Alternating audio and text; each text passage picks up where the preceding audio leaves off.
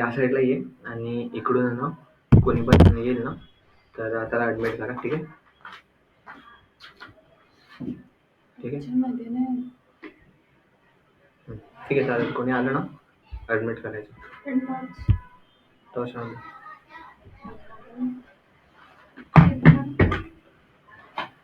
ठीक आहे.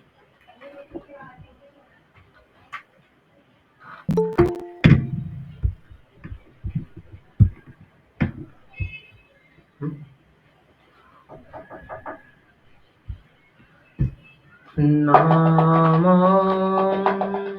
विष्णुपदाय. हरे कृष्ण प्रभु जी, पंचांग प्रणाम। आपकी वॉइस म्यूट है। हाँ हाँ, हरे कृष्णा। अभी आ रहा है आवाज? यस।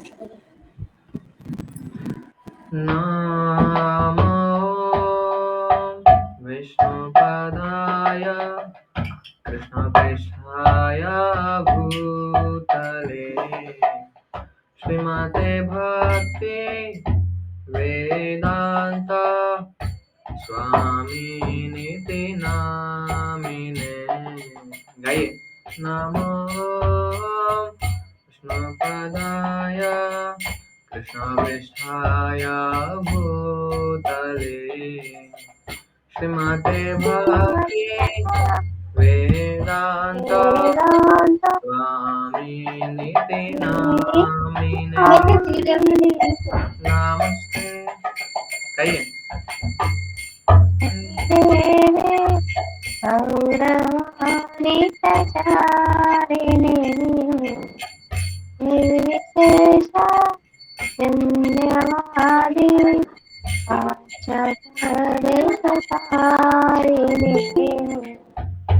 जय श्री कृष्ण चैतन्य प्रभु नित्यानंद श्री अद्वैत गदाधर श्रीवासादि गौरा भक्तवृंद।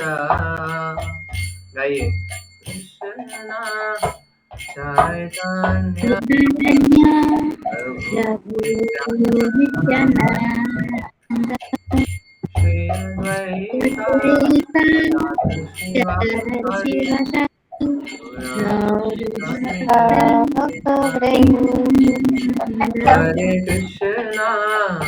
हरे कृष्णा कृष्णा कृष्णा हरे हरे हरे राम राम राम हरे हरे हरे कृष्णा हरे कृष्णा कृष्णा कृष्णा हरे हरे हरे राम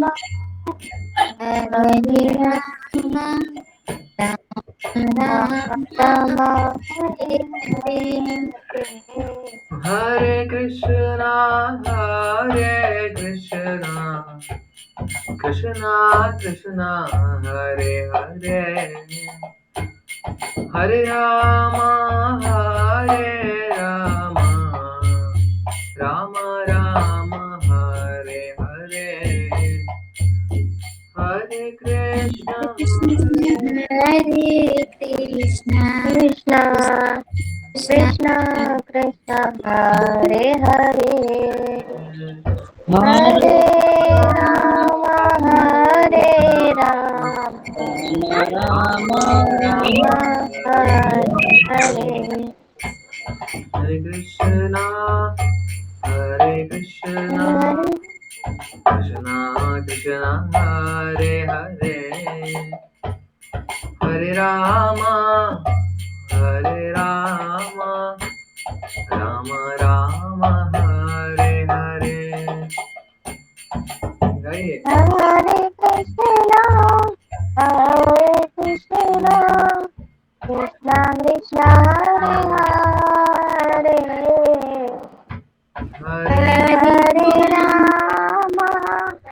हरे राम राम राम हरे हरे। हरे कृष्णा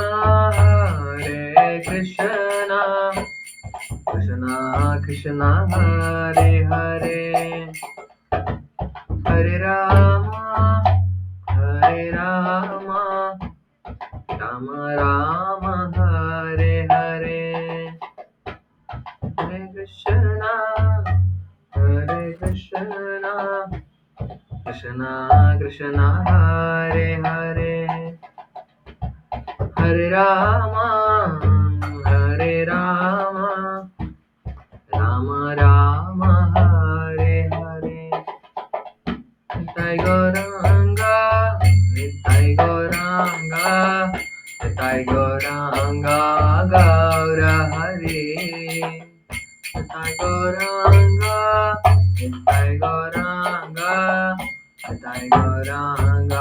गौर हरे गौर हरे गौर हरे गौर हरे गौर हरे हरे कृष्णा कृष्णा कृष्णा हरे हरे हरे राम राम राम हरे हरे हरे कृष्णा कृष्णा कृष्णा हरे हरे हरे राम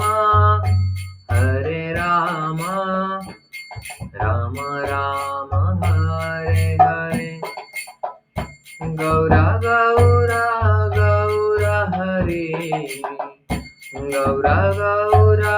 गौर हरे गौर हरे गौर हरे सची माता प्राणधन गौर हरे सची माता प्राणधन गौर हरे गाइए सची माता प्राणधन गौर हरे सची माता प्राणधन गौर हरे गौर हरे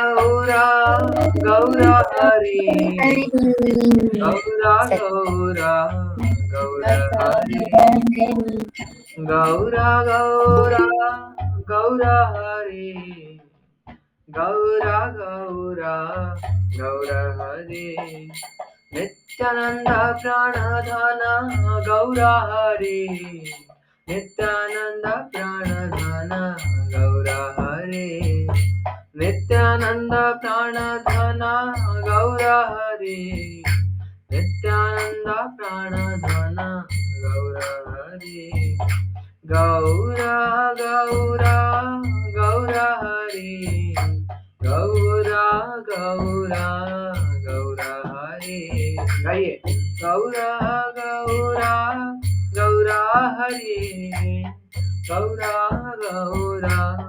गौर हरे नित्यानंद प्राणधन गौर हरे नित्यानंद प्राणधन गौर हरे नित्यानंद प्राणधन गौर हरे नित्यानंद प्राणधन गौर हरे प्रभुपाद प्राणधन गौर हरे प्रभुपाद प्राणधन गौर हरे प्रभुपाद प्राणधन गौर हरे प्रभुपाद प्राणधन गौर हरे गुरुदेव प्राणधन गौर हरे गुरुदेव प्राणधन गौर हरे गौर हरे गौर हरे गाइए गौर हरे गौर हरे गौर गौरा हरे गौरा गौरा गौरा हरे जय राधा रस बिहारी राधा रस बिहारी राधा रस बिहारी राधे जय राधा रस बिहारी राधा रस बिहारी राधा रस बिहारी श्री राधे जय लक्ष्मी नरसिंह जय लक्ष्मी नरसिंह लक्ष्मी नरसिंह जय लक्ष्मी नरसिंह जय लक्ष्मी नरसिंह लक्ष्मी नरसिंह लक्ष्मी नरसिंह जय लक्ष्मी नरसिंह जय गौरानिताय गौरानिताय गौरानिताय जय गौरानिताय जय गौरानिताय गौरानिताय गौरानिताय जय गौरानिताय जय सीताराम लक्ष्मण भक्त हनुमान सीताराम लक्ष्मण भक्त हनुमान जय सीताराम लक्ष्मण भक्त हनुमान सीताराम लक्ष्मण भक्त हनुमान जय जगन्नाथ बलदेवा सुभद्रा जय सुदर्शना जय जगन्नाथ जय बलदेवा सुभद्रा जय सुदर्शना जय पंचतत्व पंचतत्व पंचतत्व जय पंचतत्व जय पंचतत्व पंचतत्व पंचतत्व जय पंचतत्व जय जय प्रभुपाद प्रभुपाद प्रभुपाद जय श्रील प्रभुपाद जय जय प्रभुपाद प्रभुपाद प्रभुपाद जय श्रीला प्रभुपाद जय जय गुरुदेव गुरुदेव गुरुदेव जय श्रीला गुरुदेव जय जय गुरुदेव गुरुदेव गुरुदेव जय श्रीला गुरुदेव निताय गौर हरि बोल हरि बोल हरि बोल निताय गौर हरि बोल निताय गौर हरि बोल हरि बोल हरि बोल निताय गौर हरि बोल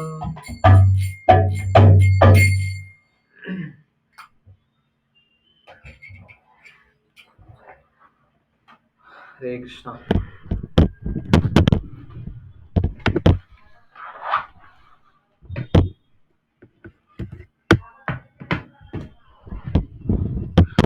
मंगलाचरण करेंगे।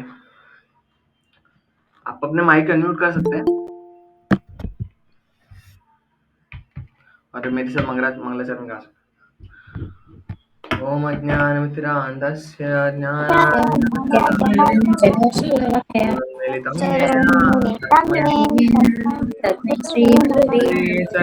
चैतन्यमनोभीष्टं स्थापितं येन भूतले स्वयं रूपा स्वापदान्तिकम् वन्देऽहं श्रीगुरो श्रीयुतापदकमलं श्रीगुरून् वैष्णवांश्च श्रीगुरुं तं सजीवं साद्वैतं सावधूतं परिजनसहितं कृष्णचैतन्यदेवं श्रीराधा कृष्णपादान् सहगणललिता श्रीविशाखान्वितांश्च हे कृष्ण करुणा सिन्धु दीनबन्धु जगत्पते गोपेश गोपिकाञ्चन गौराङ्गे वृन्दावनेश्वरी देवी प्रणमामि वाञ्छाकल्पतरुभ्यश्च कृपा सिन्धु गिरिवता पतितानां पावनेभ्यो वैष्णवेभ्यो नमो नमः मूकं करोति वाचालं पङ्गुं लङ्घयते गिरिं यत्कृपादं वन्दे श्रीगुरुदीनतारिणं परमानन्दमाधवं श्रीचैतन्येश्वरम्। हरे कृष्णा। हरे कृष्णा।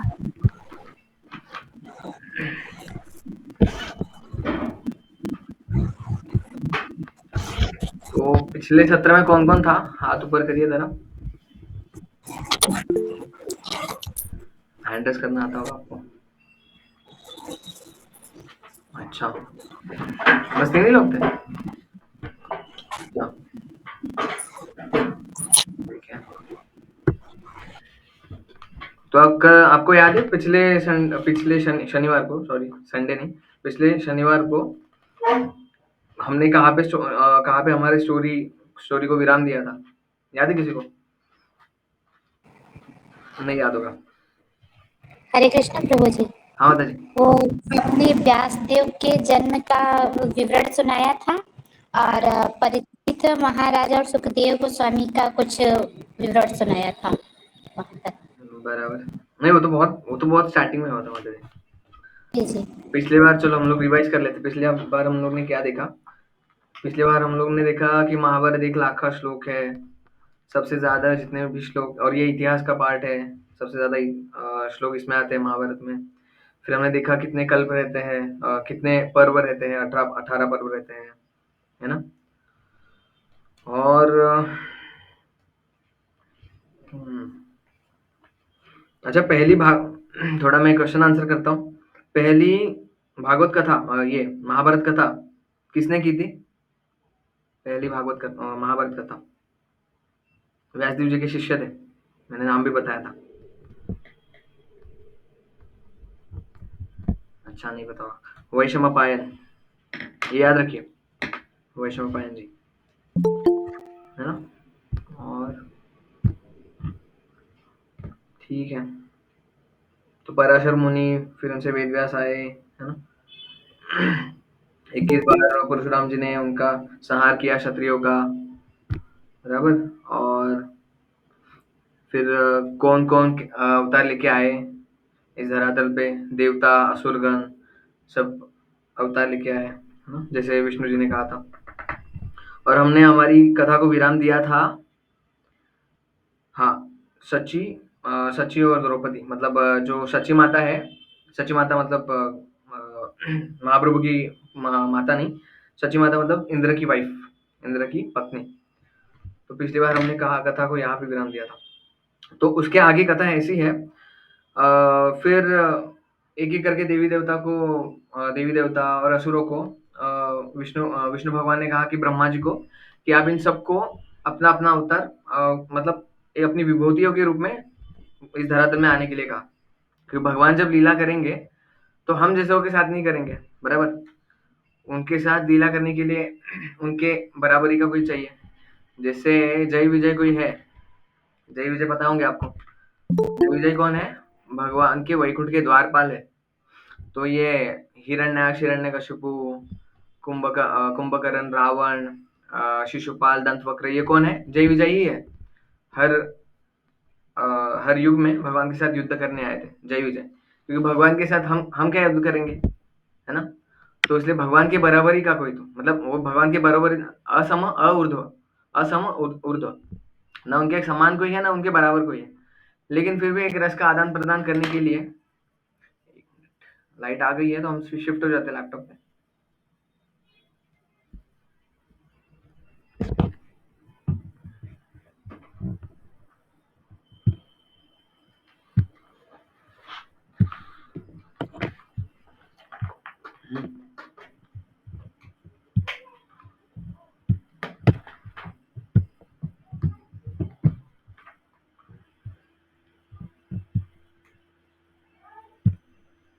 हरे कृष्णा। तो कहाँ पे थे हम?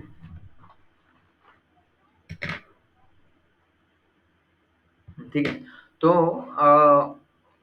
क्या हुआ कि एक बार ब्रह्मा जी जब विष्णु के पास गए तो सब उन्होंने बताया कि देवता, असुर ये इस धरातल पे आएँगे अपनी-अपनी विभूतियों के रूप में। तो एक बार कैसे क्या हुआ जब गंगा जी का प्राकट्य इस का मतलब गंगा जी को कैसे इस धरती पे आना पड़ा, एक एज़ अ ह्यूमन के फॉर्म में, एज़ अ ह्यूमन फॉर्म में। और ये एक कथा है। कथा ऐसी है कि महाबीर जो थे, महाबीर ये राजा हुआ करते थे, राजा है ये, राजा हुआ करते थे पहले। फिर वो मतलब मनुष्य योनि में ही थे महाबीर। तो पहले के ज़माने में कैसा हुआ करता था ना कि जो राजा महाराजा जो धार्मिक राजा महाराजा थे, वो ऊपर के लोक में जा सकते थे। जैसे हम इस धरती को छोड़ के कहीं जा नहीं सकते, बराबर? क्योंकि हमारा शरीर पंच महाभूतों से बना है। पृथ्वी, जल, अग्नि, वायु, आकाश, इन चीज़ों से बना है, ठीक है? तो महाबीर जब ऊपर थे तो और सब सभा थी, देवताओं की सब सभा थी, तो गंगा मैया आई। गंगा मैया जब आई तो गंगा मैया के थोड़े कपड़े उड़े, हवा चली, कपड़े उड़े और कुछ ऐसे अंग थे वो दिखने नहीं चाहिए, वो दिख गए थे। तो सारी सभा ने क्या किया, तू एडमिट करना होगा। सारी सभा ने क्या किया, अपने अपनी आंखें झुका ली, अपनी अपनी आंखें झुका ली, ठीक है? फिर उसके बाद क्या हुआ, महावीर जो थे ना वो देखते रह गए गंगा मैया को। गंगा मैया का इतना सुंदर रूप वो देखते रहे और गंगा मैया ने भी उनको देखा। दोनों एक दूसरे की तरफ देखते रहे और ये बात देख ली ब्रह्मा जी ने। ब्रह्मा जी ने देखा कि ऐसी तुच्छ हरकत यहाँ पे देवता लोक में नहीं होनी चाहिए। ब्रह्मा जी ने फिर दोनों को श्राप दिया कि आप दोनों जाओ और तुच्चा मनुष्य जीवन भुगतो। अभी जब देखिए मनुष्य जीवन ऐसा है ना कि एक तरीके से अच्छा भी है और एक तरीके से बुरा भी है। अच्छा क्यों? अच्छा इसीलिए कि इसमें हम भक्ति करके धाम में जा सकते हैं।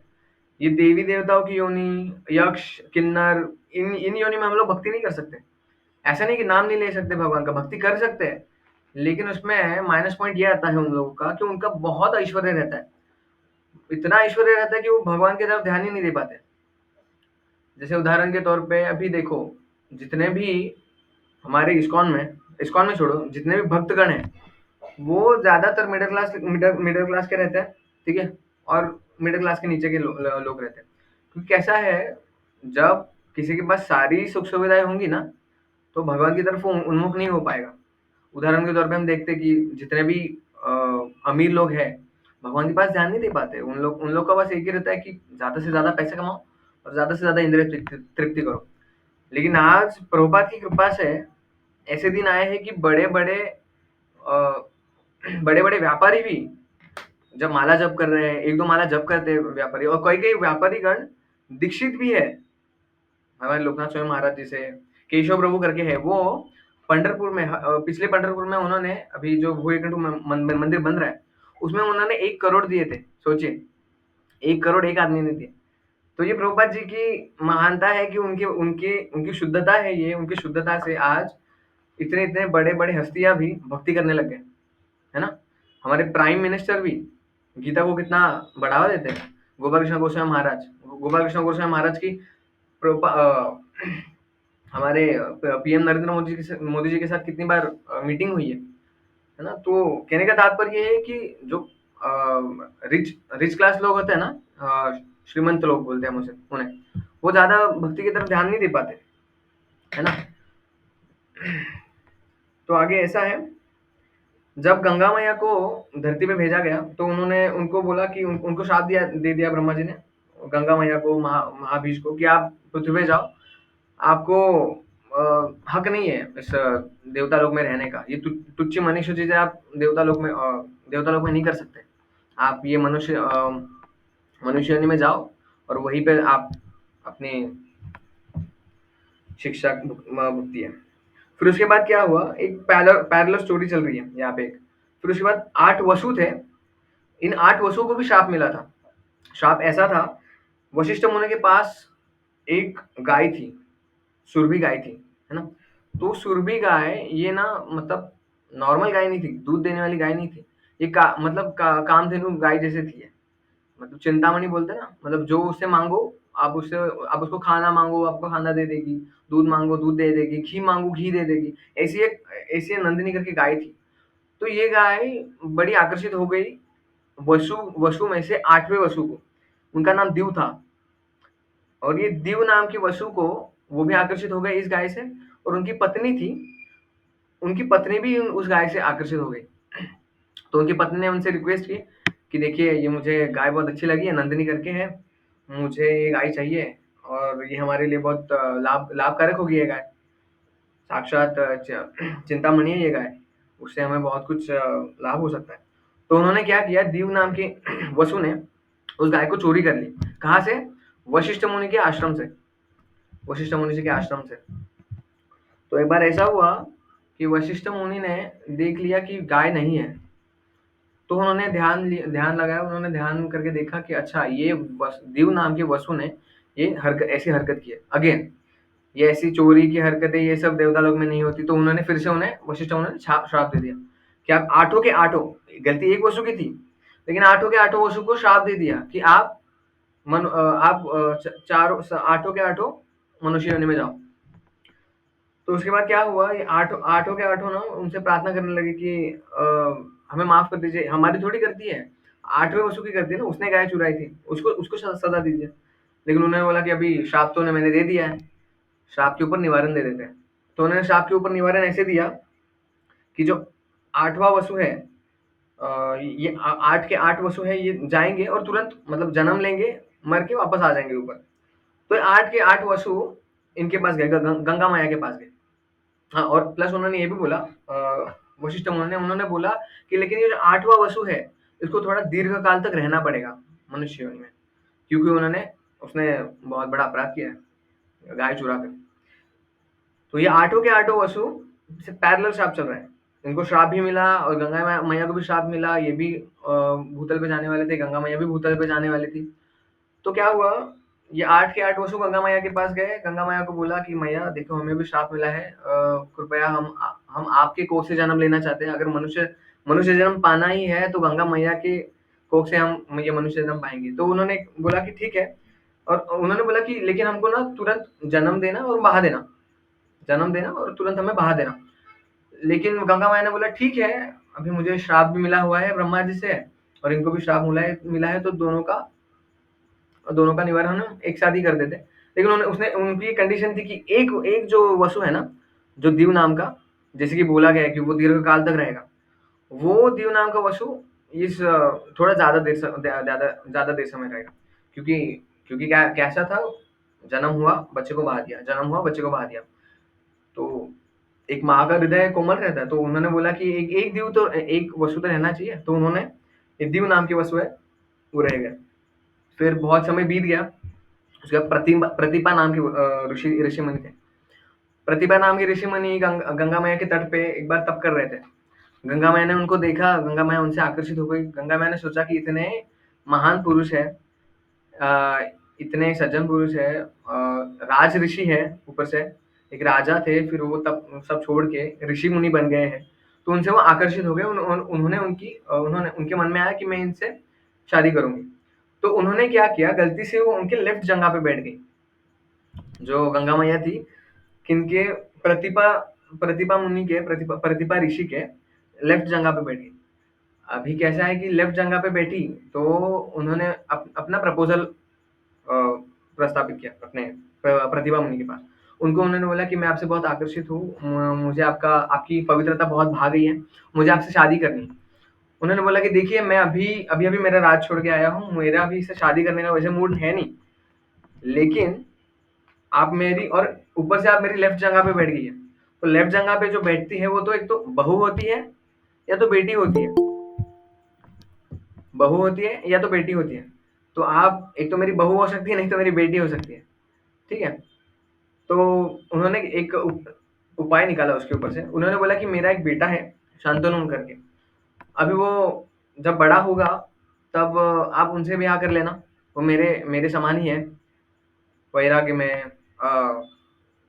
में, दिखने में, तप करने में, त्याग में मेरे मेरे समान ही है। तो बहुत समय बाद शंतनु राजा वो गंगा तट पे आए और उन्होंने गंगा मैया को देख लिया। उन्होंने गंगा जी को जब देखा तो वो शंतनु आकर्षित हो गए उनसे। तो शंतनु जब उनसे आकर्षित हुए और फिर गंगा मैया के पास गए। गंगा मैया ने उनको पूछा कि आप कौन हैं? आप क्या कहाँ से आए हो? फिर उन्होंने बोला कि मैं प्रतिभा राजा का मैं पुत्र हूँ। तो उनको याद आया, अच्छा, अच्छा, एक बार प्रतिभा मुनि बोल के गए थे कि मेरा पुत्र आएगा शंतनु और उनसे मेरा ब्याह होगा। ठीक है। तो उन्होंने बोला कि ये भगवान का भगवान की विधि है, अभी इसको फॉलो करना ही पड़ेगा। तो उन्होंने क्या किया, उनके उनके उनके समक्ष पहले तो कंडीशंस रखी। जब शांतनु शांतनु राजा जी ने उन्होंने उनके पास जब मैरिज का प्रपोजल रखा, उन्होंने बोला कि मेरी थोड़ी शर्तें रहेंगी। मेरी शर्तें ये रहेंगी कि मैं कुछ भी करूंगी, आप मुझे कुछ उल्टा कुछ बोलेंगे नहीं। पहले तो ये शर्त थी। दूसरी चीज, मैं कुछ भी करूं, आप ना मुझ पे चिल्लाएंगे, ना मुझसे ऊंची आवाज पे कभी ना बात करेंगे। तीसरी चीज, आप कुछ भी मुझे करने से रोकेंगे नहीं। अगर आप ये तीन कंडीशंस में से एक भी कंडीशन को तोड़ते हैं तो मैं आपसे, ये शादी टूट जाएगी हमारी। तो शंतनु जी कामंद होके पूरे होश आवास में नहीं थे। तो उन्होंने क्या किया, उन्होंने सारे कंडीशंस को नेक्स्ट नेक्स्ट नेक्स्ट करके उन्होंने हाँ बोल दिया शादी के लिए। उन्होंने ज्यादा सोचा नहीं, क्योंकि गंगा मैया का सौंदर्य ऐसा था कि वो बहुत पूरी तरीके से मोहित हो गए थे। कामदेव के पांचों बाण उन पे चल गए थे। तो ऐसे करके उनकी शादी हुई। शादी के बाद फिर थोड़ा समय हुआ। थोड़े समय बाद उनको एक पुत्र की प्राप्ति हुई। उनको पुत्र की एक प्राप्ति हुई। तो शंतनु महाराज ने बोला कि अ, ये पुत्र मुझे दे दो। उन्होंने बोला कि देखो हमें कितना अच्छा पुत्र हुआ है। तो गंगा मैया ने बोला कि हाँ, हाँ, बहुत अच्छा पुत्र है, लाओ, लाओ, मुझे लाओ। मुझे बहाने बहाने ले जाना है उसे। शंतनु महाराज देखते देखते रह गए कि क्या बहाने ले जाओगी? फिर उन्होंने ज़्यादा कुछ सवाल किया नहीं। क्यों? क्योंकि उनको उनका प्रॉमिस याद आया, उनका वचन याद है कि मैंने उसको वचन दिया है कि मैं कुछ तुम्हें ना नहीं बोलूँगा, तुम्हें ना डाँटूँगा। तो उन्होंने ऐसे करके वो पुत्र को जाने दिया। एक पुत्र उसको बहा दिया, गंगा मैया ने बहा दिया। स्वीकार। तो गंगा मैया ने उसको पहले को बहा दिया। फिर दूसरा आया, फिर से देखो ये कितना अच्छा बच्चा है, कितने अच्छे बच्चे को जन्म दिया तुम्हारे, मतलब कि उसको दूसरे को डुबाने ना ले जाए। तो तारीफ कर रहे थे बच्चे की, लेकिन वो दूसरा बच्चा भी लेके डुबा दिया गंगा मैया ने।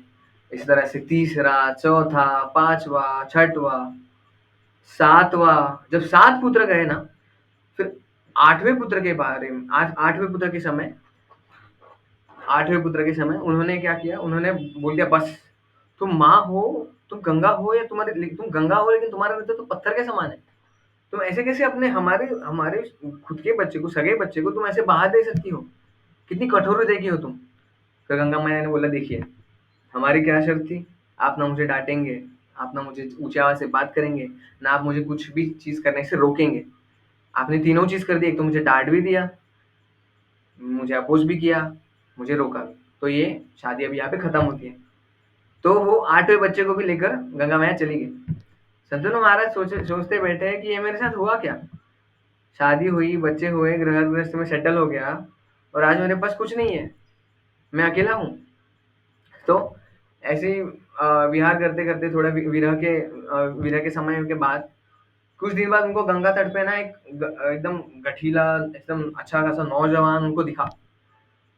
फिर उस नौजवान को उसने उसने देखा कि काश ये मेरा पुत्र होता, कितना अच्छा है, जवान है, इतना और फुर्तीला है, किसी किसी एकदम बढ़िया राजा का पुत्र लगता है ये। फिर वहां से उसी समय गंगा मैया प्रकट हुई।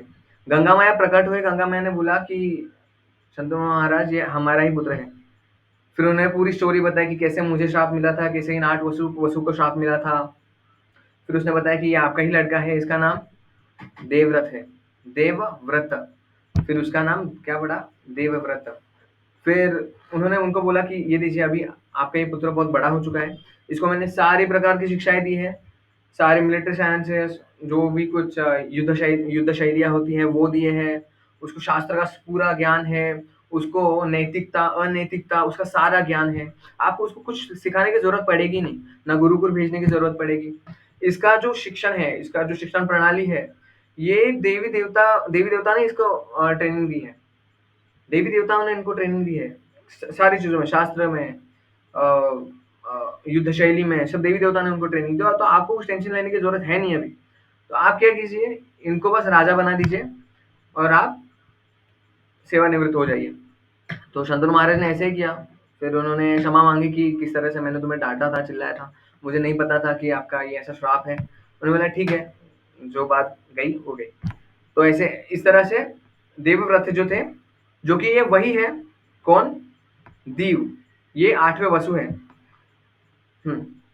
और हाँ, एक बात है, जब ये दीव नाम के वसु गंगा मैया के पास ये 8 वसु जब गए थे, उन्होंने उनको बोला था कि देखिए ये 8वाँ वसु जब आपके पास रहेगा, तो ऐसा ना हो कि वो जन्मा फिर उसकी आसक्ति हो जाएगी उसके वाइफ से, ठीक है? उसके पुत्रों से आसक्ति में पड़ा रहेगा, फिर वो आने में बहुत टाइम लगाएगा। तो आप क्योंकि द्वापर युग में क्या होता था ना, जो द्वापर युग की जो एज है, द्वापर युग में इंसान कितने साल जीते थे? 1000 साल जीते थे। तो वो ये नहीं चाहते थे कि ये इतना लंबा विरह वसु 7 वसुओं को 8वें वसु से हो। तो उन्होंने बोला था कि ये देखो, ये जाए अपना राज कारोबार जो भी कुछ है करे, लेकिन किसी में आसक्त ना हो, किसी अपना अपना परिवार ना बनाए। ये सब उन्होंने उनकी इच्छा व्यक्त की वसु ने। तो गंगा मैंने बोला ठीक है, ऐसा ही होगा जैसे आपकी इच्छा है। तो शंतनु महाराज जो है उन्होंने वो लेके गए देवव्रत को, जो कि दीव नाम के वसु है। आगे जाके ये भीष्मदेव बनेंगे आगे जाके, ठीक है? तो शंतनु महाराज लेके गए, उन्होंने उनको राजा बना दिया। ये सब राजपाट संभालते बैठे। फिर शंतनु महाराज जी के पास अगेन बहुत अच्छा खासा टाइम रहता था, शिकार पे जाते थे, घूमने निकल जाते थे, क्योंकि राजा बना बेटा है बेटा, तो राजा अपना बेटा सब कुछ संभाल रहा था। तो एक बार विहार करते करते उनको ना एक सुगंध आई। तो वो सुगंध क्या थी? किसकी सुगंध थी, कोई बता सकता है? पिछली बार मैंने बताया था। सत्यवती, देवी सत्यवती की। हरि बोल। हाँ, और उनका और एक क्या नाम था? उनको क्यों सुगंध आई? योजन गंधा। तो एक योजन तक, क्योंकि ये एक योजन तक ये गंध थी। और हाँ, ये बताइए कि ये वरदान कहाँ से मिला था उनको, सत्यवती मैया को? पराशर ऋषि से। हरि बोल। पराशर मुनि से उनको ये वरदान मिला था। तो यही वो गंध थी, वो इनको कहाँ से आ रही थी? एक योजन दूर से आ रही थी। किनको? शंतनु महाराज को। तो ये सुगंध को सूंघते सूंघते सूंघते सूंघते एक योजन तक उनका उसका उस सुगंध का पीछा करते गए। एक योजन तक उनका पीछा करते गए। तो उन्होंने देखा कि ये तो एक महिला की सुगंध है। उन्होंने सोचा ये स्त्री कितनी दिव्य है। अभी देखिए, जिसने जिसका एक तो प्राकट्य इतना अद्भुत तरीके से हुआ, एक मछली को काट कर उनका जन्म हुआ, और ऊपर से वो माँ किसकी है? किनकी माँ है वो? व्यास देव की माँ है। व्यास देव जी की माता है वो। तो वो साधारण स्त्री तो है नहीं। तो शंतनु महाराज ने उनको देखा, फिर उनसे वो मोहित हो गए। फिर उनका प्रेम चला थोड़े दिन। फिर जब शादी की बात आई, तो सत्यवती मैया ने बोला कि देखिए, आपको मुझे मेरे पिता से आपको बात करनी पड़ेगी, जो भी वो मछुआरे थे, जिन्होंने वो फिश को काटा था, जो कि वो मछुआरे थे। तो उनके पास गए, तो फिर उन्होंने बोला कि अच्छा, आप शंतनु महाराज हैं, बराबर? आपकी तो वैसे शादी हो चुकी है पहले। तो उसने बोला कि हाँ, शादी तो वैसे हो चुकी है। ठीक है, वो छोड़िए आप, अभी अभी बोलिए, अभी मुझे आपकी बेटी से शादी करनी है, सत्यवती से। तो उन्होंने कहा कि हाँ, और मैंने ये भी सुना है कि आपको एक देवव्रत करके एक नाम का एक लड़का भी है आपको, और वो अभी राजा बना बैठा है, और राज्य कारभार संभाल रहा है। तो उन्होंने बोला कि हाँ, मेरा एक बेटा है, बहुत ही काबिल है, बहुत राजा बनने के एकदम पूर्ण योग्य है। तो ये बातें सुन के उनके जो पिता थे, सत्यवती मैया के, उनको थोड़ा संशय हुआ। उन्होंने बोला कि ठीक है, आप शादी तो करके लेके जाइए सत्यवती को, लेकिन मेरी एक शर्त रहेगी। मेरी शर्त ये रहेगी कि जो भी आगे पुत्र होंगे आपके, वो सत्यवती के वंशज के ही राजा बनेंगे आगे जाके। जो हस्तिनापुर का जो सिंहासन है, वो किसका रहेगा? सत्यवती और शांतनु महाराज जी के पुत्रों के पुत्रों के पुत्रों का। उनका ही ये चलता रहेगा। उन्होंने उनकी ऐसी डिमांड की। उन्होंने बोला कि देखिए, ये ऐसा नहीं हो सकता, क्योंकि मैंने अभी-अभी मेरे बेटे को राजा बनाया है, और मैं उससे उसका हक नहीं छीन सकता, क्योंकि देखा जाए तो वो बड़ा पुत्र है, मेरी पहली पत्नी से हुआ है। तो पहले उसे चांस मिलना चाहिए कि वो राजा बने। उन्होंने बोला कि देखिए आपको शादी अगर करनी है तो हमारी ये शर्तें हैं, तो आपको ये शर्तों को मानना ही पड़ेगा। फिर उन्होंने बोला कि क्योंकि देखो हमारे पुत्र के पुत्र, उनका भी तो हमें देखना है भविष्य। अगर ऐसा ना हो कि वो पुत्र आपका वो ये मतलब शंतनु महाराज ने उसे एकदम सिंपल बात बोली थी कि देखिए ये देवव्रत को अभी रहने दीजिए पुत्र, लेकिन देवव्रत के मतलब मेरा और सत्यवती का जो पुत्र होगा, उसके पुत्र का पुत्र राजा बनेगा। उन्होंने बोला नहीं नहीं ऐसा नहीं चलेगा, क्योंकि अगर आगे जाके ऐसा हुआ तो महायुद्ध हुआ तो, कि आपके आपके और सत्यवती के पुत्रों को भीष्मदेव के पुत्र ने चुनौती दे दी, तो देवव्रत के पुत्र ने चुनौती दे दी कि नहीं हम युद्ध करेंगे, हम हमारा राज्य वापस ले लेंगे, है ना? तो फिर उन्होंने ऐसे अपनी शर्तें रखी कि हमें ये सब नहीं चाहिए, हमें आपका और सत्यवती के जो पुत्र होंगे उन वही आपको राजा होने चाहिए।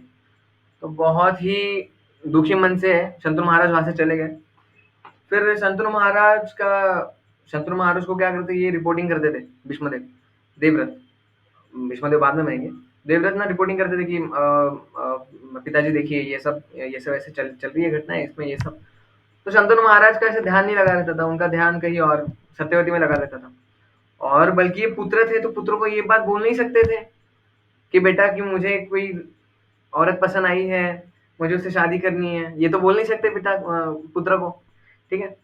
तो एकदम उससे खोए-खोए रहते थे, हाँ, हाँ, ठीक है, ठीक है। फिर उन्होंने देखा भीष्मदेव ने, देवव्रत ने कि पिताजी को क्या हुआ है आजकल? पिताजी का कुछ ध्यान है नहीं, बाहर जाते हैं, मुँह मुरझाया रहता है। तो उन्होंने उनको पूछा एक बार कि पिताजी क्या हुआ? उन्होंने कुछ बताया नहीं, नहीं बेटा कुछ नहीं, मैं ऐसे जंगल में गया था, किसी की खुशबू मुझे पसंद आई। नहीं ठीक है, कोई बात नहीं, कोई बात नहीं। फिर देवव्रत ने सोचा कि भीष्मदेव ने सोचा कि पिताजी कुछ छुपा रहे हैं मुझसे। तो उन्होंने क्या किया, मंत्रियोगण से, उनके रथ के ड्राइवर से उनसे उनसे पूछताछ की कि पिताजी को क्या हुआ है आजकल? पिताजी मुझे पूरी बात बता नहीं रहे। तो मिनिस्टर्स ने बताया, उनके प्रधानमंत्रियों ने, कि उनको एक सत्यवती नामक एक लड़की है, वो पसंद आई है और उनकी उनके पिता की ऐसी-ऐसी शर्तें हैं। तो और लेकिन आप अभी राजा हैं, इसलिए आपको वो राजा पद से हटाना नहीं चाहते, क्योंकि जितना स्नेह सत्यवती से है उनको, उससे कहीं ज़्यादा स्नेह आपसे भी है उनको, तो आपके साथ वो ऐसी अन्याय नहीं कर सकते। भीष्मदेव तुरंत देवव्रत तुरंत खड़े हो गए, मैं अभी के अभी जाता हूँ, मैं उन जो मछुआरे हैं उनसे मैं बात करता हूँ।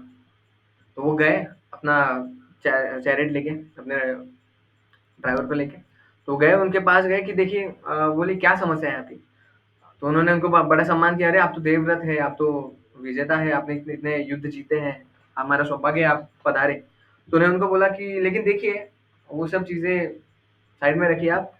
पहली बात तो ये है कि हम आप भीष्मदेव ने बोला कि आप क्यों नहीं शादी कर रहे हैं? फिर उन्होंने भी उनसे ये बात जान ली। उन्होंने बोला कि देखिए तुम हो, तुम राजा बने बैठे हो, फिर मेरे मेरे बेटी के पुत्र क्या जी हुजूरी करते रहेंगे? वो क्या नौकर बने बैठेंगे, तुम्हारे राज्य के द्वारपाल बने बैठेंगे? तो ये सब बातें भीष्मदेव ने सुनी। भीष्मदेव ने सोचा कि ठीक है, मैं मैं भीष्म प्रतिज्ञा करता हूँ कि मैं शादी बिल्कुल नहीं करूँगा। हाँ, नहीं उन्होंने पहली प्रतिज्ञा की कि मेरा कोई पुत्र, मैं राज्य त्याग करता हूँ। मैं राजा नहीं बनूँगा, सत्यवती मैया और पिता के उनके पुत्र राजा बनेंगे। फिर उन्होंने बोला कि ठीक है, तुम नहीं राजा बन रहे, लेकिन तुम्हारी शादी हो गई, फिर तुम्हारे बच्चे हो गए। अगेन वो फिर से आए उस टॉपिक। तो उन्होंने बोला कि ठीक है, मैं अभी भीष्म प्रतिज्ञा लेता हूँ कि मैं आजीवन, गंगा तट पे वो गए, मैं आजीवन ब्रह्मचारी रहूँगा। तो भीष्म, भीष्म, भीष्म ऐसे करते-करते ललकार पूरे आकाश में फैल गई और सारे देव-देवता उनके पुष्पाभिषेक करने लगे भीष्म देव के। क्योंकि देखिए, अभी आप बोलोगे कि ठीक है ब्रह्मचारी बने ना, उसमें क्या बड़ी बात है? लेकिन आप सोचिए, अभी मंदिर में हमारे जो ब्रह्मचारी हैं, उनको एक वैसा एक एनवायरनमेंट दिया जाता है, उनको ऐसा वातावरण दिया जाता है, उनको स्त्रियाँ अलाउड नहीं होती ब्रह्मचारी आश्रम में, बराबर?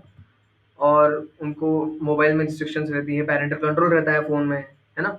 बहुत सारी चीज़ें रहती हैं, मंगल आरती रहती है, उनके चीफ कमांडर रहते हैं, है ना? कमांडर, प्रेसिडेंट, फिर उनके अंडर उनकी सेवाएँ आती हैं, तो ये सब चीज़ें रहती है ब्रह्मचारी को। लेकिन जो घर में लेके बोले कि मैं ब्रह्मचारी बनूँगा, वो नहीं हो सकता, लेकिन भीष्म देव जी ने ये करके दिखाया। भीष्मदेव ने आजीवन, अभी देखिए राजा लोग जो रहते हैं ना, इवन राजा छोड़िए, जो राजा है उसको भोग की बहुत सारी चीजें रहती है, लेकिन जो राजा के जो भाई रहते हैं, जो राजा नहीं बन पाते, राजा को सहयोग करते हैं, उनकी भी जो दशा रहती है ना, वो राजा से कम नहीं रहती। उनके राजभोग खाने में सब राजा जैसे ही उनका जीवन रहता है, बस वो राज्य नहीं करते। तो और पहले कैसा था कि क्षत्रिय क्षत्रिय थे, क्षत्रियो को एक अच्छी संतानों की प्राप्ति चाहिए रहती है, तो क्षत्रिय क्या किया करते थे, मल्टीपल रानियों से विवाह करते थे। 1, 2, 3, 4, 5 बहुत सारी रानियों से विवाह करते थे। क्यों? क्योंकि किसी ना किसी एक रानी से एक योग्य पुत्र प्राप्त हो, जो कि अगला राजा बनेगा। तो योग्यता देख के फिर राजा बनाया जाता था। ठीक है? तो ये सारी योग्यता देखी जाती थी पहले। ठीक है? तो उन्होंने बोला कि देखिए अभी आप राजा रहेंगे, फिर आप शादी करेंगे। उन्होंने प्रतिज्ञा भी ले ली। भीष्मदेव जी ने कहा कि मैं आजीवन ब्रह्मचारी रहूंगा। ये बहुत बड़ी तपस्या है, क्योंकि भोगों में पड़े रहना, अभी राजकारभार क्या है, भोगों में पड़े रहना, एक तरीके से देखा जाए तो, क्योंकि इतनी इतनी दासियां रहती है, ठीक है, इतने इतने दास दासी रहती है, हाँ, इतनी भोग की वस्तुएं रहती है, उस वातावरण में रहना और भक्ति करके दिखाना, ये बहुत बड़ी बात है। जैसे हमारा जुहू, आप देखिएगा अभी जुहू में, जो अभी मंदिर, मुंबई को क्या बोला जाता है, माया नगरी बोला जाता है, बराबर। ऐसे माया नगरी में हमारे श्रील प्रभुपाद जी ने मंदिर स्थापित किया, अपना हेड ऑफिस। प्रभुपाद बोला करते थे मेरा हेड ऑफिस है जुहू। तो उस जगह पे मुंबई जैसी माया नगरी में शिष्टाचार तो ये होता है कि स्त्री अपने पूरे अंग ढक के मंदिर में प्रवेश करे, लेकिन प्रचार को मद्देनजर रखते हुए हमें क्या करना पड़ता है, कभी कभी छूट देनी पड़ती है। तो हमने देखा है, हम सब देखते हैं मंदिर में जो महिलाएं आती है, कुछ कुछ महिलाएं मिनी स्कर्ट में आती है, अपने शरीर पूरे ढके नहीं रहते, ऐसी ऐसी अवस्था में महिला आती है, और उस जगह पे हमारे ब्रह्मचारी रहते हैं। तो हमारी ब्रह्मचारी जो है, वो निश्चित रूप से भीष्मदेव जी जैसे कम कम तो नहीं है, क्योंकि इतनी तपस्या करना, जैसे हमारे पुरुषोत्तम प्रभु माया नगरी में जुहू में रहते हैं, उनको कितना संयम करना पड़ता है, क्योंकि माया नगरी है ना पूरी मुंबई, तो भीष्मदेव जी से कम तो है नहीं। ठीक है? तो उनको, वो भी एक ब्रह्मचारी है, तो ब्रह्मचारी को कितनी तपस्या है जुहू में। ठीक है? तो उन्होंने बोला कि तो तुम ब्रह्मचारी बन गए, ठीक है। तो ऐसे हुआ, फिर बाद में शंतनु महाराज पहुंचे वहां पे तुरंत। उन्होंने बोला कि बेटा, क्योंकि गर्जना होने लगी थी आकाश में, जब भीष्मदेव ने ये प्रतिज्ञा ली कि मैं आजीवन ब्रह्मचारी रहूंगा, तो शंतनु महाराज वहां पे तुरंत पहुंचे। उन्होंने बोला कि बेटा, ये तुमने क्या किया, तुमने, तुम्हारे पास इतना राज्य था, मैं तो अभी बूढ़ा हो चुका हूँ, मैं अभी शादी नहीं करता तो भी चल जाता, लेकिन तुम्हारा मुझसे इतना स्नेह है कि तुमने मेरे लिए पूरे राज्य को त्याग दिया, मेरे लिए पूरे ब्रह्मचारी बन गए तुम, ऐसा क्यों किया बेटा। उन्होंने बोला कि पिताजी, मेरा आपसे बहुत स्नेह है पिताजी, और मैं आपको ऐसा दुखी नहीं देख सकता, इसलिए अच्छा है कि आप सत्यवती मैया से ब्याह लीजिए और मैं आजीवन ब्रह्मचारी रहूंगा। तो शंतनु महाराज इतने गदगद हो गए, कि उन्होंने उनको एकदम वरदान दे दिया, उनको आशीर्वाद दिया कि बेटा, मैं तुम्हें इच्छा मृत्यु का वरदान देता हूँ, इच्छा मृत्यु का वरदान देता हूँ, तुम अपने अपने अपने मन से अपने प्राण छोड़ोगे, तुम्हें तुम्हें कोई मार नहीं सकता। तो ये जो शंतनु महाराज थे, इनके ये दिल से निकले थे ये तो, इसलिए ये आगे जाके सत्य होती है। ब्रह्मा, ये भीष्मदेव सच में इच्छा मृत्यु का वरदान उनको मिल जाता है। फिर से देवी देवता वर्षाव करते हैं उनके ऊपर फूलों की। ठीक है?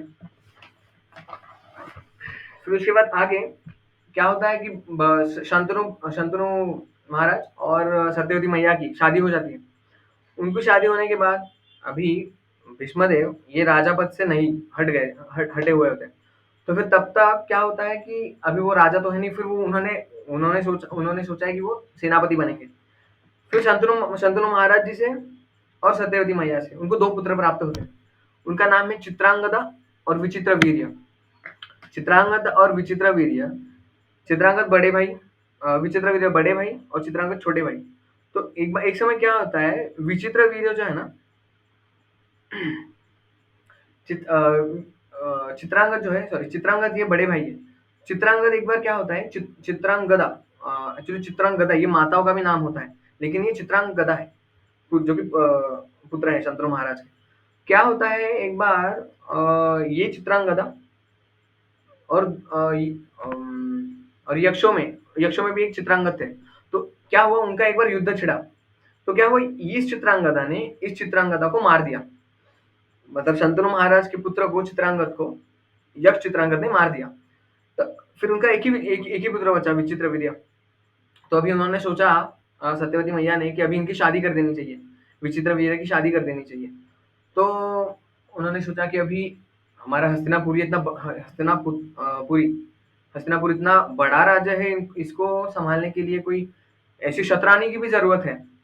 तो पूरे आर्य समाज में इस समय ऐसी कौन शतरानी है जो हस्तिनापुर की शतरानी बनने के लिए, हस्तिनापुर की महारानी बनने के लिए काबिल है। तो भीष्मदेव ने बोला कि देखिए मैया, अभी फिलहाल तो अंबा, अंबिका और अंबालिका ये काशी राज की पुत्री है, इनका स्वयंवर चल रहा है। तो हम क्या करेंगे ना, मैं क्या करता हूँ, ये विचित्र वीर्य को वहां पे लेके जाता हूँ और स्वयंवर जिता के लेके आता हूँ। सत्यवती मैया ने बोला कि विचित्र वीर्य इतना इतना जवान है, इसमें क्या ताकत है, वो इतने बड़े बड़े योद्धा वहां पे बैठे हैं, ये उनको तुरंत परास्त कर लेंगे। तो भीष्मदेव ने बोला ठीक है, मैं चला जाता हूँ स्वयंवर में और विचित्र वीर्य के बिहाफ में उनको मैं उठा कर लेके आता हूँ, जीत कर लेके आता हूँ। तो भीष्मदेव गए, फिर उनकी सभा में पहुंच गए उस स्वयंवर में। तो उन्होंने देखा अंबा, अंबालिका और अंबिका, उनका स्वयंवर हो रहा है। उन्होंने कुछ नहीं किया, बस उन्होंने बोला कि देखिए ये स्वयंवर अभी नहीं होगा, अंबा, अंबिका और अंबालिका मैं यहाँ से लेके जा रहा हूँ सम्मान सहित, क्योंकि हमारे बहुत काबिल राजा है विचित्र वीर्य, हम इन तीनों का ब्याह उनसे कराएंगे। तो सब राजाएं खड़े हो गए, कुछ राजाएं बैठ गए, क्योंकि भीष्मदेव है इतने प्रतापी राजा, उनके सामने कौन टिकेगा। तो फिर भी कुछ राजा उनके सामने आए, उन्होंने सिर्फ अपने प्रत्युंचा की डंकार की, अपने प्रत्युंचा के डंकार से ही कई राजा तो वहीं पे गिर गए, इतनी ताकत थी भीष्मदेव ने बोला कि ठीक है, जिस किसी को भी मेरे से लड़ना है, मैं भी जा रहा हूँ तीनों को लेके, जिस किसी को भी मेरे पीछे आना है, मुझसे युद्ध करे, मुझे परास्त करे और इन तीनों को लेके जाए। तो भीष्मदेव ने अपना रथ निकाला, और भीष्मदेव का रथ इतने अच्छे थे, वो रथ चलाने में इतने पारंगत थे, उनका रथ इतना आगे निकल गया था कि ये लोग जो थे अपना अपना शस्त्र अस्त्र सब उठा के भीष्मदेव के पीछे भागने लगे थे अपने अपने रथों पे। लेकिन भीष्मदेव जी का रथ पूरा बहुत आगे निकल गया था, लेकिन ये बहुत पीछे रह गए थे। भीष्मदेव ने बोला अभी युद्ध का थोड़ा मूड हुआ है, तो काम करते हैं, रथ को थोड़ा यूटर्न मारते हैं। रथ को थोड़ा यूटर्न मारा, फिर उनके सामने खड़े हो गए भीष्मदेव। फिर जितने भी राजा थे, जितने भी लड़ने के लिए आए थे और जितने भी डर के बैठ गए थे, उन्होंने सोचा था कि अरे इतने झुंड में भीष्मदेव को तुरंत मार देंगे, तो उन्होंने इनसे युद्ध किया। लेकिन भीष्मदेव कौन है, भीष्मदेव महारथी है। महारथी का अर्थ क्या है, कितने भी सैनिकों से लड़ सकते हैं। कौन, महारथी, ये टाइटल है महारथी। महारथी से लड़ सकते हैं, कितने भी लोग उनसे लड़ सकते हैं, ठीक है।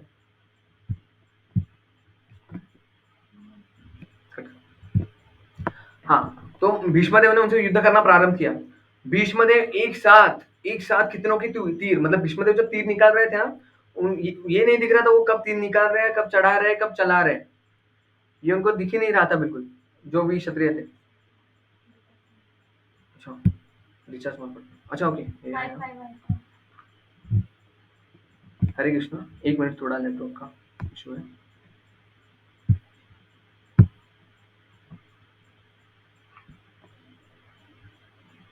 हाँ, हरे कृष्णा, मेरी आवाज आ रही है ना सबको? हरे कृष्णा, आवाज आ रही है मेरी? जी प्रभु जी, आ रही है। हाँ, थोड़ा नेटवर्क चला गया था। हाँ, तो भीष्मदेव जी ने क्या किया, अब ऐसी युद्ध कला दिखाई अपनी कि वहां पे, मतलब वो उनके लिए ना वार्म अप था। जैसे एक्सरसाइज करने से पहले थोड़ी सी मेजर एक्सरसाइज करने से पहले थोड़ा वार्म अप करते ना, भीष्मदेव के लिए वो था। ये कुछ युद्ध विद्ध नहीं था, ये रंगशाला थी उनके लिए, मतलब अपनी कला दिखाने का जो स्थल रहता है वो था उनके लिए। तो उन्होंने उनको सारे राजाओं को परास्त किया। फिर शैल्य करके शैल्य नाम करके थे एक राजा, वो उठ के आए। उन्होंने बोला कि मैं भीष्म तुम्हें हराऊंगा। तो उन्होंने कुछ नहीं, भीष्मदेव ने दो तीन तीर चलाए, उनका यहाँ से टकराए, उनका यहाँ से टकराए, उनको यहाँ से काट के फिर उन्होंने उनका मुकुट उड़ा दिया। फिर देखो तुम्हारे सारे अस्त्र शस्त्र कट गए। अब तुम ये सब करके पंजा हाथ ये करके तो तुम मुझसे मरी मरी ये समय तो तुम मरी जाओगे। तो तुम्हारे लिए अच्छा है तुम रिटर्न अपना रथ घुमा लो और अपने अपने राज्य में चले जाओ। तो जब अंबालिका और अंबिका को ये सब फिर इन तीनों को लेके गए भीष्मदेव। भीष्मदेव वहां पे लेके गए। फिर जब उनको विवाह करने का टाइम आया, तभी अंबा ने क्या बोला कि देखिए, मैं पहले से ही शैल्य से मैं प्यार करती हूँ, हमारा प्रेम संबंध है। तो मैं कृपया आपसे विनंती करती हूँ कि मुझे आप छोड़ दीजिए, मैं उनको सती हूँ, क्योंकि मैं उनके प्रति समर्पित हूँ। तो अंबा को ऐसे करके उन्होंने जाने दिया। और बची कौन फिर? अंबिका और अंबालिका। विचित्र वीर्य का अंबिका और अंबालिका इन दोनों के साथ विवाह करा दिया। ठीक है। और विचित्र वीर्य को वैसे ही सिर्फ ऐसे ही सिंहासन पे राजा बना दिया था। लेकिन जो मेन कार्य जो रहता है राजा का, वो संभाल कौन रहे थे? भीष्मदेव संभाल रहे थे। विचित्र वीर्य को क्या था, वो तो बस रिटायर समझ के से बैठ गया था। और दिन रात भोगों में अंबिका और अंबालिका के साथ दिन रात भोगों में लिपटा रहता था। मदिरा पान ये सब उन सब में लगा रहता था। तो क्या हुआ, ऐसे करते करते ये भोगों में लगते रह के ना, ये शरीर देखिए हमारा, ये मनुष्य शरीर जो है ना, ये भोग के लिए नहीं बना है। जितना भी हम भोग करेंगे ना, हम दुखी पाएंगे, हम दुखी पाएंगे। यही संस्पर्श चाह भोगा दुख योने न एवत अज्ञानतवंत कौन्तेय न तेषु रमते बुधाय। भगवान गीता में क्या बोलते हैं? यही संस्पर्श चाह भोगा। जितने भी स्पर्श से जो भोग है ना, स्पर्श से मिलने वाले जो भोग है, जो आनंद है, ये संस्पर्श चाह भोगा दुख योने न एवते, ये दुख ही लेके आते हैं। दुख योने न एवते अज्ञानतवंत कौन्तेय न तेषु रमते बुधाय। अज्ञानी व्यक्ति इसमें फंसता है। बुद्धि बुधाय, बुद्धिमान व्यक्ति इसमें नहीं फंसता कभी। जो बुद्धिमान है वो ऐसे भोगों में कभी लिपटा नहीं रहता। वो क्या करता है हमेशा? हरे कृष्णा कृष्णा कृष्णा हरे हरे, हरे राम राम राम हरे हरे। बुद्धिमान व्यक्ति हरे कृष्ण महामंत्र का जप करता है। बुद्धिमान व्यक्ति प्रभुपाद जी के लेक्चर सुनता है। बुद्धिमान व्यक्ति सन्यासियों के, हमारे गुरु महाराज जी के लेक्चर सुनता है। बुद्धिमान व्यक्ति की कथाओं में रुचि रहती है, नाम जप में रुचि रहती है, भोग में रुचि नहीं रहती उसकी। तो विचित्र वीर्य के साथ क्या हुआ? देखिए, सिंपल सी बात है। आप सोचिए, हम हमारा जो ये शरीर है, मनुष्य शरीर है, हम इससे कितना भोग कर लेंगे? ज्यादा से ज्यादा हम किसी अच्छी से अच्छी चीज का सुगंध ले लेंगे, जो कि 5 इंद्रियाँ है ना, 5 इंद्रियों से हमें 5 सुख प्राप्त होते हैं। हम कितना कर लेंगे, कितना सूंघ लेंगे? जीभ से हम कुछ अच्छा खासा खा लेंगे, कितना खा पाएंगे? जो ये इतना हमारा बेली है ना, ये भरा, उसके ऊपर हम खा नहीं पाएंगे। हमारा जब पेट भरा हो और कोई हमें गुलाब जामुन भी दे, हम ना बोल देंगे, हम खा ही नहीं पाएंगे, क्योंकि तब इच्छा मर जाती है हमारी। जीभ है, कान से अच्छा कुछ सुन लेंगे। एक गाना हम बार बार सुन सुन के बोर हो जाते हैं। लेकिन हरे कृष्ण महामंत्र ऐसा है, उसको हम इतने सालों से सुन रहे हैं भक्ति में आने के बाद, लेकिन फिर भी उसमें टेस्ट कम हो रहा है क्या? नहीं कम हो रहा है। और ये कब से चला आ रहा है? सनातन काल से चला आ रहा है ना, सनातन काल से चला आ रहा है। जैसे गीता एकदम सनातन काल से चलती आ रही है, लेकिन ये कुछ भी उसमें अपडेशन नहीं आए। अपडेशन आए हैं नो डाउट, लेकिन उसका कवर बदला है, बाहर का कवर बदला है। पहले नीले कलर का चित्र आता था बहुत सालों पहले, अभी ब्राउन कलर का आता है। नो डाउट बाहर का बदला है, लेकिन अंदर का कंटेंट कुछ नहीं बदला है। और और देखिए, हमारे जो किताबी ज्ञान रहते हैं, किताबी ज्ञान में कैसे बोलते हैं ना, कभी हमने सुना है ना, हाँ अभी हमारे बच्चों का सिलेबस बदल गया है ना, तो अभी हमें भी पढ़ना पड़ता है। हर साल 2-2 3-3 साल सिलेबस बदलता रहता है, क्योंकि ये ना, ये अविद्या है। विद्या क्या है? भगवान के संबंध में जो है वो उसे विद्या कहते हैं, और वो सनातन काल से चलती आ रही है, उसमें कोई अपडेशन की जरूरत नहीं पड़ती, वो हमेशा नई लगती है। ठीक है। तो सिंपल है, जो हमारी जो ये जो शरीर है, इसे हम कितना भोग कर सकते हैं? कुछ खा लेंगे अच्छा, कुछ पी लेंगे, कुछ अच्छा खासा सुन लेंगे, किसी स्त्री के साथ या किसी पुरुष के साथ भोग कर लेंगे, है ना। लेकिन इससे क्या होगा? आयु घटती है यार हमारी। आयु हरती वही पुंसा, ये आयु हरती जाती है हमारी, ये इतने सब भोग करने से। कुछ टच कर लेंगे अच्छा खासा, कुछ ज़्यादा हमें भोग नहीं कर सकते हम इसे। लेकिन लेकिन इसके विपरीत हमें दुःख कितने हैं शरीर में, हमें दुःख कितने मिलते हैं शरीर में। मैं आज मेडिकल टेस्ट करवाने गया था मुझे 2 वैक्सीन लगवाई यहाँ पे और यहाँ से खून निकाला गया मेरा। इतना दर्द हुआ, मतलब दर्द नहीं हुआ लेकिन देखिए, और ये मेडिकल टेस्ट क्यों किया गया? क्योंकि मुझे कुछ है या नहीं वो सब चेक करने के लिए। मतलब ये बहुत सिंपल सी बात है, ये जो शरीर मिला है ना हमें दुःख भोगने के लिए मिला है। और आप इसके विपरीत आप सोचो कि शरीर को कितना दुःख मिल सकता है। अगर दुःख देने जाओ इस शरीर को, तो हम इस शरीर को कितना दुःख दे सकते हैं। नाखून निकाल सकते हैं, उँगली काट सकते हैं, आँखें नोच सकते हैं, आँखें बाहर निकाल सकते हैं। कितना यातनामय शरीर है ये। एकदम सिंपल सोचिए आप, है ना? सिंपल है, बहुत सिंपल है। और ये जो भोगने को जो है ना, जिसको भोगना रहता है ना, अच्छे कार्य करके जिसको स्वर्ग में जाना रहता है ना, वो स्वर्ग में जाके क्या करता है, वो भोगता है। उस समय उसको, मतलब वो क्या होगा ना, वो किसी स्त्री के साथ संग भी करेगा ना, तो वो थकेगा नहीं। वो नित्यम संग कर सकता है। अगर उसको खाने में रुचि, तो कितना भी खा सकता है। और वहाँ पे शौच जाने की ज़रूरत नहीं पड़ती। वहाँ पे जितना खाते हैं, उतना अपने शरीर को लग जाता है। शौच जाने की ज़रूरत नहीं रहती वहाँ पे। लेकिन ये हमारा मनुष्य शरीर इतना गंदा है, सुबह हम जाते हैं मल-मूत्र त्यागने के लिए, कितनी घिन आती है। जब तक स्नान नहीं करते तब तक अच्छा नहीं लगता। तो मनुष्य मनुष्य जन्म है ही इतना गंदा। जन्म गंदा नहीं, मतलब ये मनुष्य शरीर है ही इतना गंदा, और इससे हम भोग करना चाह रहे हैं। इससे हम भोग करना चाह रहे हैं, एक परस्त्री का भोग करना चाह रहे हैं। एक एक समझो, एक भिखारी है, उसके पास एक कटोरा है, और सामने वाला एक भिखारी है, उसके पास भी एक कटोरा है। दोनों क्या चाह रहे हैं? ये भिखारी उस भिखारी को सोच रहा है कि मैं इसको भोगूंगा, मैं इसको लूटूंगा और करोड़पति बन जाऊंगा। ये संभव है? एक भिखारी और दूसरा भिखारी, दोनों एक दूसरे को लूट रहे हैं, दोनों एक दूसरे को भोग रहे हैं, और बाद में चाहते हैं कि हम करोड़पति बन जाएंगे। संभव है क्या ये? नहीं संभव है। ये मनुष्य जन्म है ही ऐसा कि हम लोग दुःख अज्ञानतवंत कौन्तेय न तेषु रमते बुद्धाय। यही संस्पर्शचा भोग दुःख यो न नएवत दुःखालयम शाश्वतम्। ये दुःख ही मिलने वाले हैं यहाँ पे। यहाँ पे ज्यादा सुख की अपेक्षा नहीं करनी है हमें। ठीक है, अभी पॉइंट पे आते हैं। तो विचित्र वीर्य जो थे, विचित्र वीर्य के साथ क्या हुआ? भोग करते करते करते करते उनकी आयु हरती वैपुंसा, उनकी आयु हर ली गई। और मृत्यु सर्वहरश्चाम उद्भवश्च भविष्यताम। भविष्य में क्या दिखा उनको? मृत्यु सर्वहरश्चाम। मृत्यु ने उनके प्राण ही हर लिए। मृत्यु ही हो गई उनकी, भोग करते करते। एक मतलब भोगी भोगी व्यक्ति को कितना दुर्दशा होती है देखिए इस संसार में। तो उसके बाद क्या हुआ? विचित्र वीर्य तो मर गए।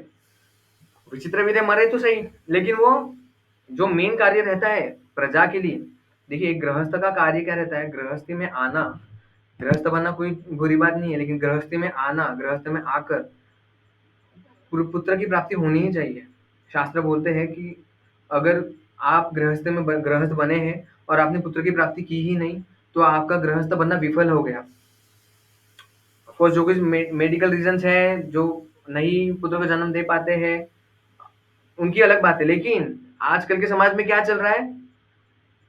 आजकल की स्त्रियां चाइल्ड फ्री नहीं होना चाहती, चाइल्ड लेस होना चाहती है। मतलब उनको भोग तो करना है, पुरुष के साथ भोग तो करना है, पुरुष को स्त्री के साथ भोग तो करना है, लेकिन उनको संतान की प्राप्ति नहीं चाहिए। ऐसे बहुत बार सुना होगा आपने कि अभी शादी हो गई आप दोनों की, लेकिन बच्चे की प्लानिंग जल्दी नहीं करना आप। बच्चे की प्लानिंग जल्दी नहीं करना, थोड़ा सा करियर में सेट हो जाओ, है ना? एंजॉय करो अपनी लाइफ को। एंजॉय करने इसका अर्थ क्या है? भोग लो एक दूसरे को, एंजॉय कर लो, उसके बाद फिर पुत्र की प्राप्ति करो। ऐसी शिक्षाएं दी जाती है, मैंने सुना है। ऐसी ऐसी ऐसी शिक्षाएं दी जाती है। लेकिन गृहस्थी का एक ही मेन मोटो रहता था कि जो सेक्स लाइफ है, जो भोगना है, ये सिर्फ पुत्र प्राप्ति के लिए किया जाता था। ये प्रभुपाद क्या बोलते थे? Sex life is for recreation, not for recreation. मतलब ये भोगने के लिए नहीं बनाया है, ये पुत्र प्राप्ति के लिए बनाया गया है। और आजकल लोग चाइल्डलेस होना चाहते हैं, मतलब पुत्र चाहिए ही नहीं उसको, चाहिए ही नहीं उसको पुत्र। तो एक गृहस्थ का जिम्मेदारी बनता है कि वो प्रजा बढ़ाए, आगे संतान बढ़ाए, संतान को जन्म दे, और उसको संतान जन्म दे, उसके बाद उसको धार्मिक बनाए, उसको भगवान की सेवा में लगाए, उसको भक्त बनाए। ऐसे नहीं पैदा कर दिया और ऐसे ही छोड़ दिया, जाओ बेटा टपोरी बनो, लुच्चेगिरी करो, लफंगीगिरी करो। ये नहीं, पूरे प्रॉपर संस्कार देने चाहिए। तो ये कार्य तो विचित्र वीर्य जी ने किया ही नहीं, ना अंबिका को पुत्र दिया, ना अंबालिका को पुत्र दिया। तो फिर उसके बाद सत्यवती मैया का वंश यहाँ पे खत्म हो गया। फिर कुछ समय पहले शंतनु महाराज भी अपना शरीर छोड़ के गए थे। तो सत्यवती मैया ने बोला कि देखो बेटा, हस्तिनापुर की जो पूरी जो जिम्मेदारी है, स्क्रीनशॉट काट, हस्तिनापुर की जितनी भी पूरी जिम्मेदारी है अभी मुझ पर आ गई है, और मैं अभी कहाँ से हस्तिनापुर को एक नया युवराज दूं। तो भीष्मदेव ने कहा कि बताइए मैया, फिर अभी क्या करें। मैया ने बोला कि देखो अभी ये बहुत क्राइसिस वाला मामला है, ये बहुत टफ डू और डाई की सिचुएशन है। तुम्हें क्या करना है, तुम्हें अभी शादी करनी है, तुम्हें अपना ब्रह्मचर्य का व्रत तोड़ना है, और तुम्हें शादी करनी है, तुम्हें बच्चे पैदा करना है। उन्होंने बोला कि मैया मैंने भीष्म प्रतिज्ञा ली है। भीष्म प्रतिज्ञा मतलब ये सादी प्रतिज्ञा नहीं है, ये मेरी प्रतिज्ञा है। मुझे बोला देखो बेटा, ये कसमें वादे चलते रहते हैं। अभी अभी कोरोना जैसा समय है, विपरीत समय है, तुम्हें कुछ ना कुछ करना पड़ेगा। देखिए देखो मैया, मेरी कसमें बातें ऐसी छोटी मोटी नहीं रहती। देवी देवताओं ने मुझ पे पुष्पों की वर्षा की है। मैंने ऐसी शादीशुदी प्रतिज्ञा नहीं ली है, कृपया मुझे क्षमा करें, मुझे प्लीज गृहस्थ बनने मत दीजिए। फिर उन्होंने बोला कि ठीक है, अभी क्या करें, प्रजा तो देने की जरूरत है, राजा तो देने की जरूरत है। तो भीष्मदेव ने सोचा, सत्यवती मैया ने सोचा, फिर उन्होंने भीष्मदेव ने कहा कि देखिए, एक हो सकता है कि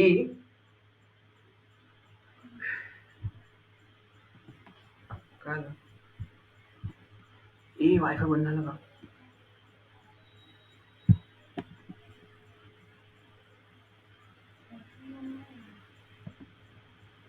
तुझं हॉटस्पॉट दे पटकन. यार हे काय झालं, कधीपासून बंद झालं. छान पटकन. नाही काय नाव, कृष्णा, पासवर्ड.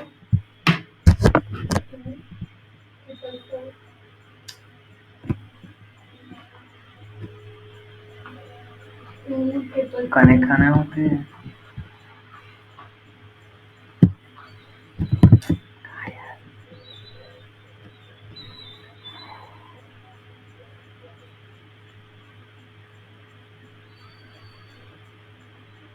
फोन नाही मला, त्याच्यावर डेटा संपला.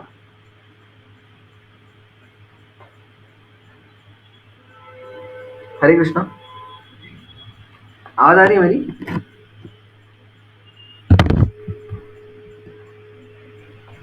एक मिनट, आप कुछ बोल रहे हैं, मुझे सुनाई नहीं दे रहा है. हाँ, हरे कृष्णा, आवाज आ रही है मेरी. आ रही है. हाँ, थोड़ा यहाँ पे नेटवर्क का प्रॉब्लम हो गया. चलिए मैं यहाँ से कंटिन्यू करते हैं. तो क्या हुआ, कहाँ पे थे हम लोग. हाँ, तो हम यहाँ पे आए. एक मिनट.